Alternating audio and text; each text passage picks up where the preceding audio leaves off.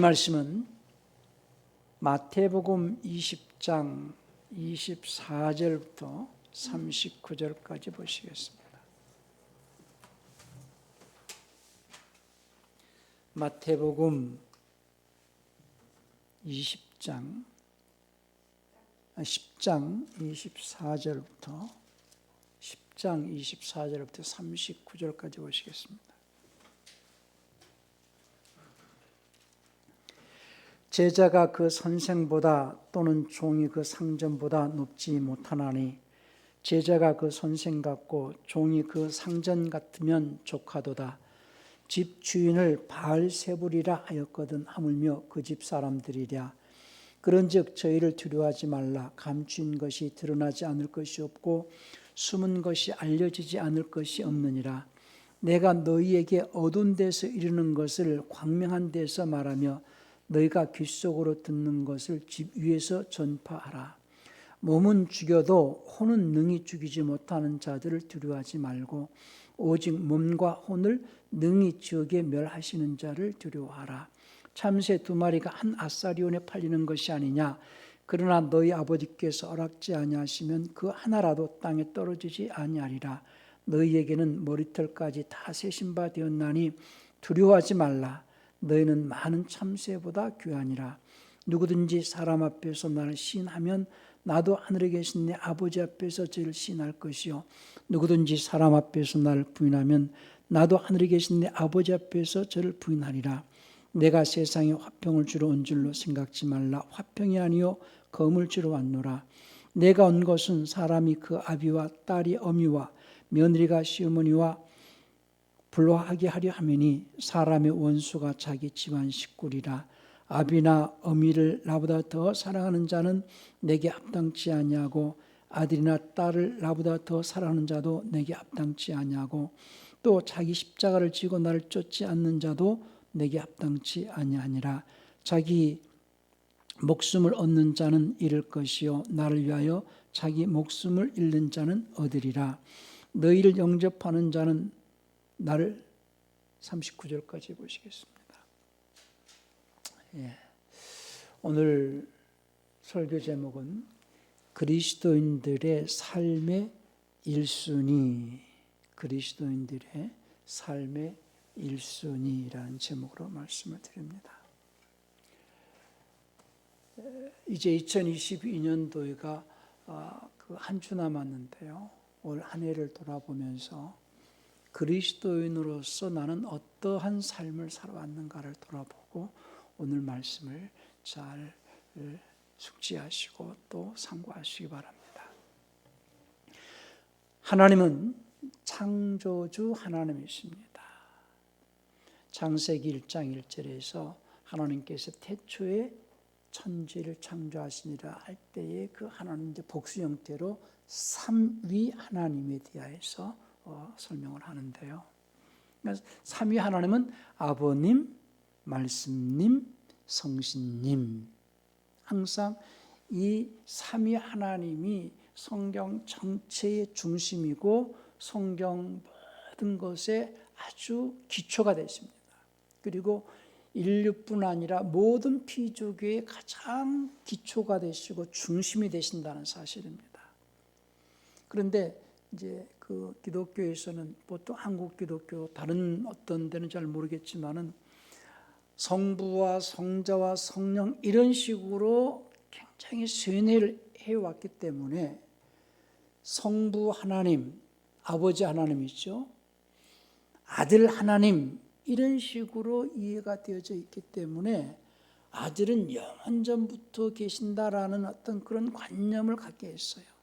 그게 아니고 하나님은 삼위 하나님을 설명할 때에 아버지와 아들과 성령 이렇게 설명하는 것이 아니고 아버지, 아버님, 말씀님, 그리고 성신님 했을 때에 아버님 할 땐 father, 말씀님 할 때는 word, 대문자 그 word고 이 성령으로 보통 한국교회는 말하지만은 성령은 홀리 스피릿을 성령이라고 하기 때문에 여기서 말하는 성신은 홀리 고스트다 원래는 제가 거룩한 숨 이렇게 하면 성숨 이렇게 되는데 너무 이제 성령이라는 그 말을 갖다가 많이 썼기 때문에 갑자기 성령을 성수입니다, 성수님이다 이렇게 하면 조금 너무 생경스럽게 들릴까 봐서 과거에 우리가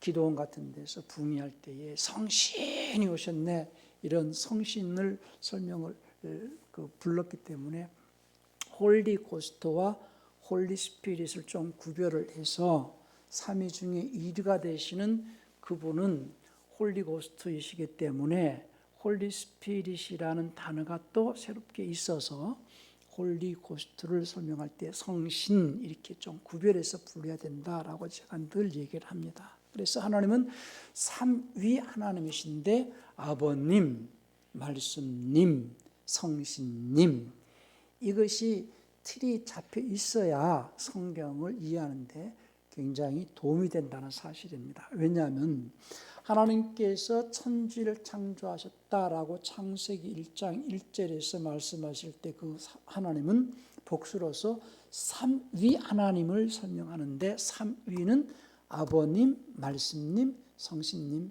삼위 하나님이시다. 그런데 그 삼위 하나님께서 이제 천지를 창조하시기 전에 계획하신 그 계획에 의해서 천지가 창조되어질 때에 그 천지 창조는 처음 하늘과 처음 땅과 처음 하늘과 첫 천지할 때는 하늘과 땅을 지으시는데 그 하늘은 그 영어 표현으로는 heaven으로 되어 있거든요. 그래서 헬라어 표현은 우라노스로 되어 있고 그래서 영계 하늘과 물질계를 지으셨다라는 그 개념으로 이해하셔야 됩니다. 그래서 삼라만상이라고 할 때는 우주와 아직 그 영계까지 우리는 이해를 해야 되는데 영계 하늘과 물질계를 지으셨다. 보통 사람들은 하늘이라고 하니까는 우주 하늘만을 생각하는 경향이 있어요. 근데 하늘은 삼층천으로 구별이 되어진다 할 때에 첫 번째 지구의 우리 인간의 입장에서 첫 번째 하늘은 대기권 안에서 새들이 날아다닐 수 있는 하늘.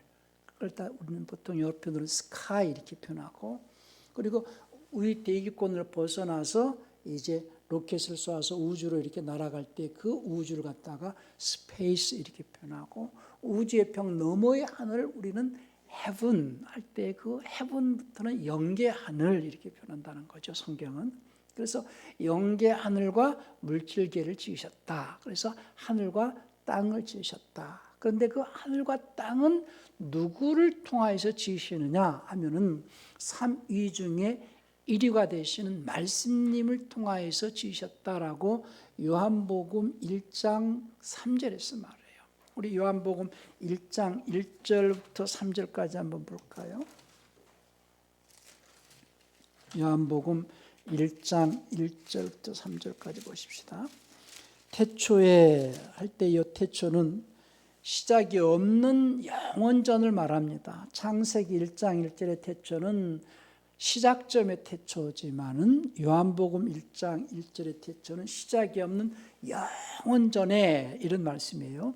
영원전에 말씀님이 계시니라 할 때 그 말씀님 보통 한글 성경은 말씀이 계시니라 이렇게 얘기를 하니까 하나님의 입에서 나오는 그 말을 우리말로 높임말로서 말씀 이렇게 표현한다라고 생각을 할 수 있는데 요한복음 1장 1절의 이 말씀은 말씀님 이렇게 표현해 줘야 되는 부분입니다. 태초에 말씀님이 계시니라 이 말씀님이 하나님과 함께 계셨으니 이 말씀님은 곧 하나님이시니라 할 때에 삼위 중에 1위가 되시는 말씀 하나님 이렇게 이해를 하셔야 됩니다. 말씀 하나님. 그러니까 아버지 하나님, 말씀 하나님, 성신 하나님 삼위 중에 1위가 되시는 말씀 하나님이시니라. 그가 영원전부터 하나님과 함께 계셨고 이런 표현입니다. 만물이 그로 말미암아 지은 바 되었으니 지은 것이 하나도 그가 없이는 된 것이 없느니라. 그러니까는 만물을 누구를 통하여서 지으시느냐? 요 말씀님을 통하여서 지으셨다 그래요. 그것이 이제 히브리서 1장 2절도 한번 볼까요? 히브리서 1장 2절을 봅시다.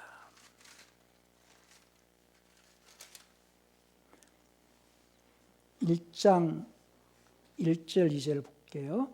옛적의 선지자들로 여러 부분과 여러 모양으로 우리 조상들에게 말씀하신 하나님이 이 모든 날 마지막에 아들로 우리에게 말씀하셨으니 이 아들을 만유의 후사로 세우시고 또 저로 말미암아 모든 세계를 지으셨느니라 이랬어요.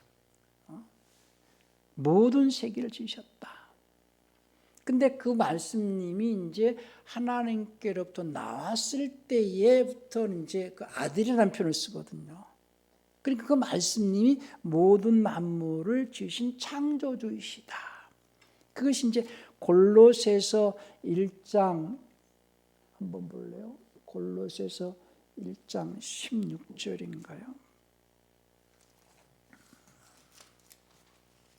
골로새서 1장 16절에서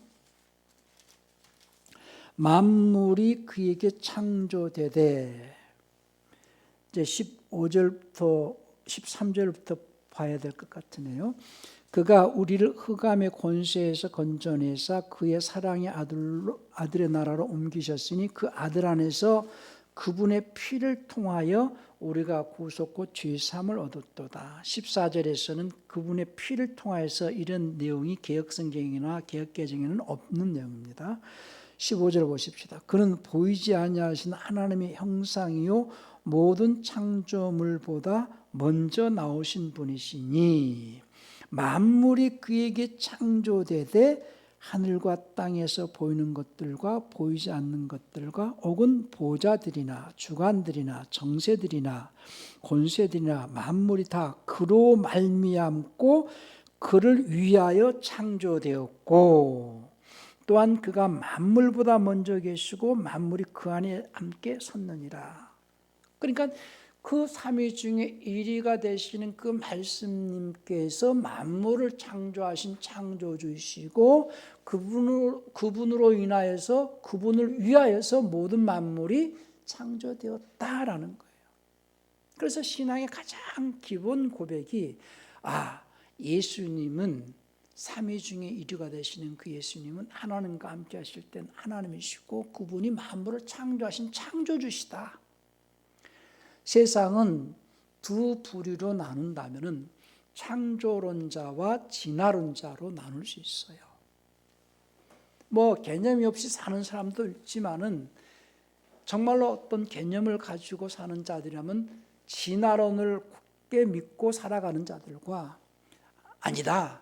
만물은 하나님께서 창조하셨다라고 하나님은 만물을 창조하신 창조주이신 것을 믿는 자들. 그 창조를 믿는 자들은 또 그 창조주 하나님께서 사람으로 오셔서 인류를 구원하시기 위해서 십자가에서 죽으신 그 예수님이 이제 우리의 구세주이시고 또 우리를 피값 주고 사셨으니 만물의 주인이시고 또 나를 구원하신 나의 구원주이시다. 그리고 나는 그분의 것이다라고 고백을 하면서 시작하는 생활이 그리스도인의 삶이거든요. 그러니까 그리스도인의 신앙 고백은 예수님은 창조주이시고 예수님은 세상을 구원하신 구세주이시다라는 것을 믿는 자들이에요. 그러니까 그분이 만물을 창조하셨고 인류를 구원하신 구세주이신데 그분이 만물을 창조하실 때는 그분이 계획하신 그분의 목적이 있었고 하나님의 목적이 있었고 그 목적을 위하여서 인간을 만드시고 또 사람으로 오셔서 인류를 구원하시고 또 그가 우리로 하여금 하나님의 그 목적에 동참하게 하시고 우리에게 은혜로 우리를 부르셔가지고 은혜로 그 하나님의 그 영광의 참여자가 되게 하시려고 하신다는 거예요.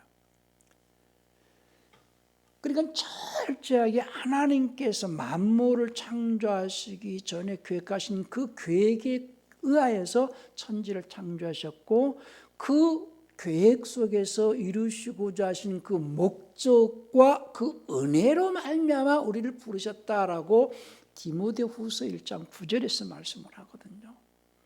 디모데후서 1장 9절을 한번 보면요, 그분께서 우리를 구원하시고 거룩한 부르심으로 부르신 것은 우리의 행위에 따른 것이 아니요 자신의 목적과 은혜에 따른 것이니라. 그 은혜는 세상이 시작되기 전에 그리스도 예수님 안에서 우리에게 주어졌다라는 거예요. 그러니까 그분의 목적이 있고, 또 그 목적을 이루기 위하여서 그분이 사람으로 오셔서 십자가에 죽으셨고, 그 목적 달성을 위하여서 또 우리를 부르셨고, 그분이 목적하신 그 목적을 이루기 위하여서 우리가 그 일에 동참하는 자들에게 베푸시는 은혜가 있다라는 거예요. 그러니까 하나님을 사랑하는 자, 그분의 목적에 따라 부름받은 자들은 모든 것이 합력하여서 선을 이루어야 된다라고 로마서 8장 29절에도 말씀하거든요. 로마서 8장도 한번 보실까요? 로마서 8장 29절입니다. 28절이네요. 우리가 알거니와 하나님을 사랑하는 자, 곧 그분의 목적에 따라 부르심을 입은 자들에게는 모든 것이 합력하여 선을 이루느니라. 29절에서는 하나님이 미리 아신 자들로 또한 그 아들의 형상을 본받게 하기 위하여 미리 정하셨으니 이는 그런 많은 형제 중에서 첫 태생이 되게 하려 하심이니라 이렇게 되어 있는데요. 그러니까 28절에서는 그분의 목적에 따라 부름받은 자들, 그분이 우리를 거룩한 부르심으로 부르시기 전에 먼저 그분이 우리를 구원하신 구세주시라는 거예요. 그러니까 베드로가 마태복음 그 16장 16절에서 고백을 했죠. 주는 그리스도시요 살아계신 하나님의 아들이십니다 라는 그 고백은 엄청난 고백이죠. 우리 마태복음 16장 16절이 이제 우리의 고백이 돼야 되니까 16장 16절에서 시몬 베드로가 대답하여 가로되 주는 그리스도시요 살아계신 하나님의 아들이십니다 할 때에 예수님은 만물의 주인이시라는 거죠. 만물의 주인. 그러니까 사도행전 10장 36절에서 만유의 주 되신 예수 그리스도로 말미암아 화평의 복음을 전하사 이스라엘 자손들에게 보내신 말씀입니다. 그러니까 예수님은 만유의 주님이시다. 베드로 고백이 예수님을 향해서 주는 할 때 그 주는 예수님은 만유의 주시라는 거죠. 근데 그분이 사람으로 오신 것은 인류를 구원하시기 위하여서 그분이 사람으로 오셨기 때문에 인류의 구세주, 주는 그리스도. 그리스도라는 뜻 자체는 원래는 그 뜻은 기름 부음을 받은 자라는 뜻이 있지만은 다른 표현으로는 히브리 말로는 메시아고 헬라 말로는 크리스토스인데 쉽게 해서 구세주라는 뜻이에요. 그러니까 그리스도라는 뜻이 기름 부음을 받은 자라고 했을 때에 구약에서는 첫 번째 왕에게 기름을 붓거든요. 그러니까 모든 것의 주인이시라는 거예요. 그분이 왕이시라는 거예요. 두 번째는 이 하나님과 인간 사이의 중보자 역할하는 제사장이시라는 거예요. 그분은 제사장. 그래서 하나님과 인간의 중간에 죄의 담이 아담으로부터 시작되어진 원죄 문제로 인해서 하나님과 인간 사이에 막혀져 있는 죄의 담을 무너뜨리시고 하나님과 인류의 중보자로서 그분은 그리스도이시다. 중보자, 제사장이시다. 또 선지자, 대언자이시다. 대언자, 선지자에게 기름을 붓거든요.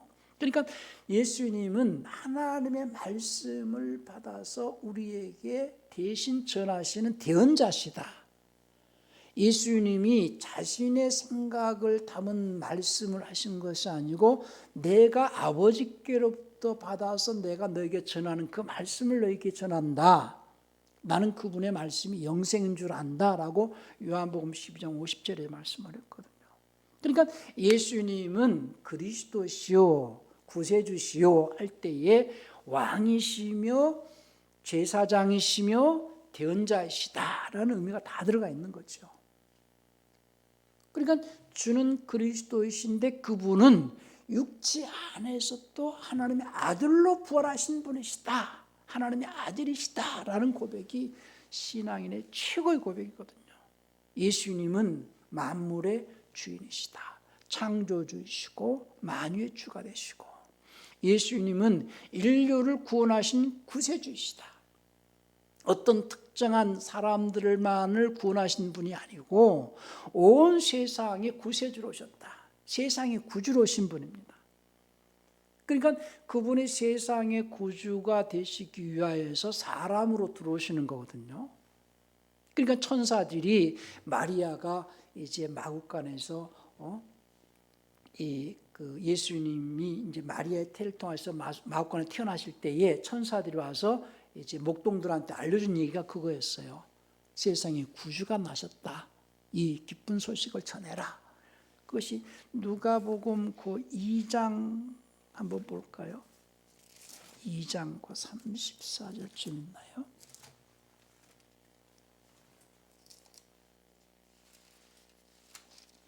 누가복음 2장 11절이네요. 2장 8절부터 보시겠습니다. 그 지경에 목자들이 밖에서 밤에 자기 양떼를 지키더니 주의 천사가 곁에 서고 주의 영광이 저희를 둘이 비치며 크게 무서워하는지라. 천사가 이르되 무서워 말라. 보라 내가 온 백성에게 미칠, 이스라엘 백성에게만 미칠 하는 것이 아니고 온 백성에게 미칠 그겁니다. 온 백성에게 미칠 큰 기쁨의 좋은 소식을 너희에게 전하노라. 오늘날 다윗의 동네에 너희를 위하여 구주가 나셨으니 곧 그리스도 주시니라. 구주가 나셨다라는 거. 세상에 그분이 구주로 들어오시는 분입니다. 말씀님이신 그분이 세상에 구주가 되시려고 사람으로 오셨다. 예수님은 하나님과 함께 하실 땐 하나님이신 분인데 그분이 사람으로 오신 것은 세상을 구원하신 구세주가 되시려고 사람으로 오셔가지고 십자가에서 온 인류의 죄를 담당하시기 위하여서 그분이 대성물로 주셨다. 그래서 예수님은 세상의 구세주이시다. 그 사실을 믿고 그래서 이제 그걸 갖다 다른 말로 세상을 구원하신 분 이렇게 얘기하거든요. 세상을 구원하신 분. 그러니까 세상을 구원하셨다라고 했을 때에 구원은 어디에서 구원이냐? 마귀에게로부터 해방시켰고 사망에서 구원, 죄에서 구원할 때 그 죄는 원죄에서 구원. 인간에게는 아담이 지은 원죄가 있고 그 이후에 마음과 생각 속에서 짓는 이 성품죄가 있고 육체 행위로 짓는 잡음죄가 있고 이렇게 죄의 구별이 이제 셋으로 이렇게 나누어지만이 성경을 이해할 수가 있어요. 예수님께서 온 인류를 죄에서 구원하셨다라고 할 때 그 죄는 원죄에서 구원하셨다. 그래서 원죄에서 구원하셨다라는 것은 다른 말로는 사망에서 우리를 건지셨다. 다른 말은 우리를 살리셨다라는 거예요. 우리를 살리셨다.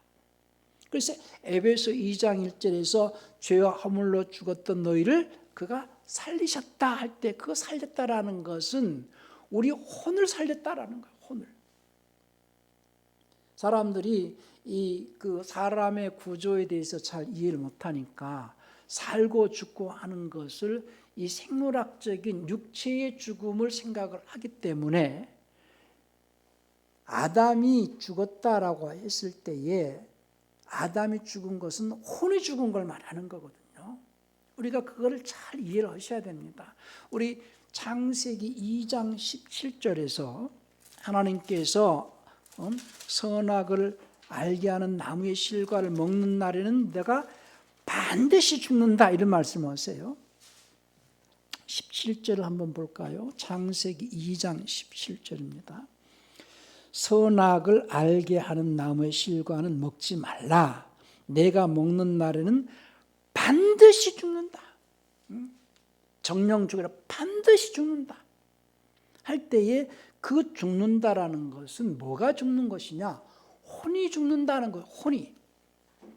그러니까 이제 그 앞에서 2장 7절에서 하나님께서 흙으로 사람을 주시고 사람의 코에 생명의 호흡을 불어넣으시니 할 때에 그 생명의 호흡을 갖다가 다른 말로는 히브리어로는 이제 그 네페시, 혼을 네페시라고 하는데요. 살아있는 혼을 하이 네페시 이렇게 표현하는데 리빙 소울이거든요. 살아있는 혼이다는 거예요. 그러니까 살아있는 혼이 선악을 알게 하는 나무의 실과를 먹는 날은 반드시 죽는다. 그러니까 혼이 죽었다라는 얘기예요. 생물학적인 죽음으로 이해를 하면은 아담이 그 뒤로도 에덴 동산에서 쫓겨나고 아담이 몇 살까지 살아요? 930까지 살거든요. 그런 죽음을 말하는 게 아니고 혼이 죽었다라는 거예요. 이 개념이 잡혀야 성경을 이해하기가 쉽거든요. 그러니까 죽었다라는 것은 첫 번째 혼이 죽었다. 혼이 죽었다라는 것은 어떤 표현이 혼이 죽은 것이냐? 첫째는 하나님과의 어떤 그 하나님으로부터 생명이 끊어졌다라는, 하나님께로부터 공급되어지는 생명이라는 것은 혼의 하나님의 속성과 성품을 나타낼 수 있는 기능, 혼의 그 인격이 하나님의 성품과 속성을 나타낼 수 없게 되었다라는 거예요. 혼이 죽었다라 하는 것은 그 혼에 하나님의 속성과 하나님의 성품을 나타낼 수 없게 되었다. 대신에 죽었으니, 죽음이라는 것은 곧 죄가 들어온 거거든요. 생명, 의의 반대는 죄고, 의는 생명이고 죄는 사망. 죄와 사망 이렇게 얘기하잖아요. 그럼 죄는 무엇이고 생명은 무엇이냐? 생명이 끊겼다라고 하는 것은, 혼의 생명이 끊겼다라는 것은 혼의 하나님의 속성이 나타날 수 없게 되었다 이 얘기고, 대신에 죄가 들어왔다, 죽었다라는 것은 혼의 마귀의 속성이 나타나게 되었다 이런 말이에요. 마귀 속성이. 사람들은 죽었는데 어떻게 하나님과 교제하고, 죽었는데 어떻게 사람이 움직이고, 이렇게 생각을 하기 때문에 성경을 이해하기가 참 어렵다라는 거예요. 그러니까 성경에서 죽었다 살았다 할 때 첫 번째, 죽었다라는 것은 혼이 죽었다, 살았다라는 것은 혼이 살았다. 그러면 혼이 살고 혼이 죽고의 차이가 어떤 차이냐? 그 혼이 그 인격 속에서 하나님의 성품을 나타낼 수 없게 된 상태가 죽은 상태요. 대신에 마귀의 속성을 나타내는 것이 죄요, 죽은 상태의 어떤 현상이다 그 말이죠. 그러니까 이제 주님께서는 너희는 먼저 그의 나라와 그 의를 구하라 자꾸 얘기하는 것은, 말씀하시는 것은, 의라는 것은 죄의 반대거든요. 의를 나타내라는 것은 다른 말로 생명을 나타내 보이라는 거거든요. 생명을 나타내 보이라는 것은 곧 하나님의 성품을 나타내라는 거예요. 하나님을 보여주라는 거예요. 이제 그렇게 이해가 돼야 성경을 전체 이해하는 데 도움이 된다는 거죠. 그러면은 아담이 이제 죽은 아담을 살리시려고, 그 아담이 죽었다는 것은 혼이 죽었다라는 것이고, 예수님이 십자가에서 인류를 살리실 때에 그 인류의 구세주가 되시려고 십자가에 죽으셔 인류를 살리실 때 뭘 살리셨느냐? 우리 혼을 살리셨다라는 거예요. 혼이 이제 양심이 이제 살아나기 시작했다는 거예요. 근데 그 양심이 이제 살아나서 자꾸 육체의 행위로서 언어 속에서 삶 속에서 그것이 나타나게 하게 하려고 그분이 생명의 말씀을 주시는 거거든요. 생명의 말씀을. 근데 그 생명의 말씀을 내가 마음으로 받아서 그 말씀을 녹여서 내 인격으로 자꾸 자꾸 나타내는 생활이 신앙생활이거든요. 그러기 위하여서 내 이 인생 육체는 그 말씀을 녹이기 위하여서, 그 말씀을 녹이기 위해서 육체는 마치 무와 같냐, 장작불 같은 인생이 되어야 된다는 거예요. 장작불 같은. 그러니까 과거에 우리가, 요즘에는 쇼팅을 쓰는지는 모르겠어요. 쇼팅이라는 그 기름이 있잖아요. 그 기름이 아주 차면은 이제 그 고체 덩어리가 되고, 그걸 녹이기 위해서는 열을 가해야 되잖아요. 그걸 녹여가지고 이제 녹이면 이제 그 기름이 이제 액체가 되는 건데, 그 액체가 되어졌을 때 뭐 튀김도 하고 뭣도 하고 하잖아요. 그렇듯이 그 말씀은 내 인생이 장작불같이 희생이 되어져야만이 그 말씀이 녹여지거든요. 그래서 그 말씀을 녹여서 내 혼을 통하여서 이렇게 그 말씀의 어떤 성품, 그 말씀을 녹여서 인격으로 나타낼 수 있을 때에 그때를 살았다 이렇게 표현한다는 거예요. 그러기 위하여서는 오늘 주님이 말씀하시는 것이, 내 육체의 삶을 인생 이렇게 표현하거든요. 오늘 본 말씀을 돌아갑니다. 28절부터 보실까요? 몸은 죽여도 혼은 능히 죽이지 못하는 자들을 두려워하지 말고 오직 몸과 혼을 능히 지옥에 멸하시는 자를 두려워하라. 이제 개역성경은 영혼 이렇게 했는데요. 영어 표현으로는 soul로 되어 있어요. 마태복음 본문입니다. 10장 28절에서.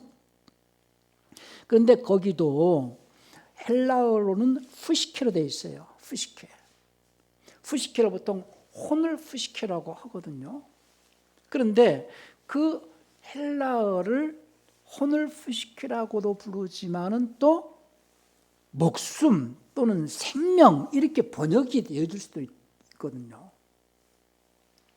그러니까 28절에서 몸은 죽여도 할 때는 소마 이렇게 헬라어로 되어 있지만 이제 바디로 되어 있어요. 영어 표현으로는. 그런데 이제 혼은 능히 죽이지 못할 때 혼은 푸시키로 되어 있어요.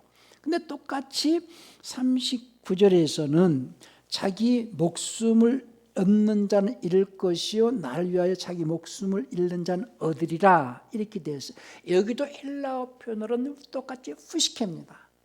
그런데 이 헬라어를 이제 영어로 옮길 때에 이제 학자들이, 성경 번역자들이 요 푸시케는 소울로 하고 요 밑에 있는 푸시케는 라이프로 하자. 어떤 개념을 이제 똑같은 단어이지만은 문맥상에서 여기는 목숨이고 라이프고 여기는 소울이다. 이렇게 구별해 놨다는 거예요. 그러면 우리말로는 목숨과 생명 이렇게 둘로 또 나눠질 수 있거든요. 그래서 보통 영어 표현으로 라이프 할 때는 삶, 인생, 또 생명 또는 목숨 여러 가지로 이렇게 그 번역이 되어질 수 있는데, 성경적인 관점에서 요 라이프는 39절에서는 목숨으로 해야 된다라고 했기 때문에 이제 개역성경에서는 자기 목숨을 얻는 자는 잃을 것이요 이렇게 표현했다는 거거든요. 그러면 여기서 목숨을 얻는 자는 잃는다 할 때 뭘 잃을 것이냐? 혼을 잃어버린다는 거예요. 무슨 얘기냐면요, 자기 혼을 살려야 되거든요. 첫 번째 자기 혼을 살리시기 위해서 예수님이 십자가에서 죽으셨다라는 것을 우리는 믿어서 우리 혼이 산 자인 것을 믿고, 그 다음에 그 혼이 계속해서 살아가지고 하나님의 그 산다라는 개념은 곧 하나님의 속성과 성품을 나타낼 수 있게 되었다라는 거예요. 산다라는 개념이 하나님의 속성과 성품을 나타낼 수 있게 되었기 때문에 그 살려놓고 난 다음에 생명의 말씀을 이제 주는 거거든요. 생명의 말씀을. 근데 그 생명의 말씀을 우리가 받아가지고 그것이 녹여가지고 그것이 생명의 말씀을 자꾸 나타내는 것이 이제 하나님의 의를 나타내는 것이고 선을 나타내는 것이고 이렇게 되는 거거든요. 그렇게 자라가서 열매로 자라가라는 거예요. 열매를 맺어가라는 거예요. 그러기 위하여서는 내 인생이 그 말씀에 순종으로서 희생이 되어져야 될 텐데 그렇지 못하고 내 혼을 위하여서, 쉽게 해서 내 혼만을 위하여서 또 육신의 어떤 정욕과 세상을 살면서 육신의 이생의 안목과 어떤 인생이 이 땅에서 즐겁게 사는 그 일만을 위하여서 네가 산다면 혼을 잃어버리게 될 것이다 이 말이거든. 혼을 잃어버리게 될 것이다. 그러니까 목숨을 여기서 그 39절에 자기 목숨을 얻는 자는 이렇게 되는데, 목숨을 찾는 자는 잃을 것이요 날 위하여 자기 목숨을 잃는 자는 어디 잃고 얻고는 혼을 잃고 혼을 얻고 이 표현이거든요. 자기 인생만을 위하여서 살아가는 자는, 자기 인생만을 위하여서 살아가는 자는 자기 혼을 잃어버릴 것이지만, 자기 인생이 주님을 위해서 희생하고 주님을 위해서 살아간다면 혼이 잃어버리지 않고 혼을 얻으리라 이 말이에요. 그러니까 신앙생활이라는 것은 내 인생, 보통 우리가 하루라는 시간을 24시간으로 나눈다면 3분의 1은 잠을 자고, 만약에 어떤 사람이 60년을 산다고 합시다. 그러면 자기 평생의 30년은 잠을 자는 시간이고, 120년을 산다면은 60년을 120년의 3분의 1이니까는 40년을 잠을 자는 시간이고, 그러니까 3분의 1은 잠을 자고 3분의 1은 일을 하고, 보통 8시간 일하고 3분의 1은 일을 통하여 가지고 자기가 세상을 즐겁게 자기만을 위해서 쓸 수도 있지만, 그리스도인들은 3분의 1의 일을 통하여서 육체가 이 땅에 머물 수 있도록 먹고 사는 문제가 있기 때문에 그 일을 통하여서 먹고 살고 육체가 이 땅에 보존되어지게 하려고 일을 하는데, 그리고 먹을 것과 입을 것이 있은즉 족한 줄로 알고 나머지는 자기 혼을 위해서 투자를 해야 하는 생활이 인생살이거든요. 그것을 믿고 그렇게 살아가는 자들이 신앙인들이거든요. 그런데 자기가 3분의 1은 잠을 자고 3분의 1은 일을 해가지고 일한 것에서 자기가 먹고 쓰고 남은 것 가지고 자기 인생을 즐기면서 다 투자를 해버리면 혼을 잃어버린다 그 말이죠. 근데 그런 말씀을 하시면서 누가 자기 혼을 사랑하는 자냐? 곧 주님을 사랑하는 그가 자기 혼을 사랑하는 것이고, 주님에게 어떤 자가 주님에게 합당한 자냐? 심지어 자기 목숨보다 혼을 더 귀히 여기고 자기 목숨보다 주님을 귀히 여기는 자가 곧 자기 혼을 얻을 수 있는 자다, 그런 말씀이에요. 그러니까 내게 합당치 않는다. 주님은 주님의 합당한 자를 찾으시는데, 우리 입장에서는 내가 주님의 합당한 자로 사는 것이 중요한데, 그것은 무엇이냐? 주님께로부터 우리가 받기로 되어 있는 그 은혜 안에 있어야 하기 때문이다 하는 거예요. 오늘 설교가 너무 어렵게 표현하는 것 같은데요. 그래서 신앙생활은 사람은요, 누구나 누군가를 위하여서 사는 것 같지만은 결국은 자기를 위해서 사는 거거든요. 그래서 세상은 이타적인 삶을 사는 자가 있고 이기적인 삶을 사는 자가 있다. 그런데 이타적인 삶을 사는 자들이 많을수록 좋은 세상이지만은 이타적인 삶을 사는 것 자체도 자기가 그 이타적인 삶을 통하여서 만족을 얻고 거기서 보람을 느끼기 때문에 그 자를 이타적 이기주의자다 이렇게 표현하거든요. 그런데 우리는 이타적 신본주의의 삶을 사는 것도 역시 이타적 이기적인 어떤 그 이익이 있기 때문이라는 얘기예요. 신앙생활은 이타적 이기주의로 사는 자들이 결국은 이타적 신본주의의 삶을 살지만은, 주님을 기쁘시게 하는 삶을 살지만은 결국은 그것까지도 주님을 기쁘시게 하는 삶을 사는 것은 곧 자기 자신에게 얻는 영생이 있기 때문에 이타적 신본주의로 산다 그 말이에요.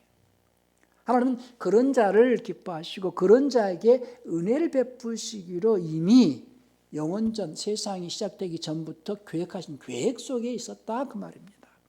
그래서 그분의 목적과 은혜에 따라서 우리를 부으셨다 이런 표현을 쓰는 것이고, 그러니까 어떤 자가 주님께 합당한 자냐, 올 한 해를 돌이켜볼 때에 내 자신이 과연 예수님에게 합당한 자의 삶을 살았는가를 돌아보자는 거예요.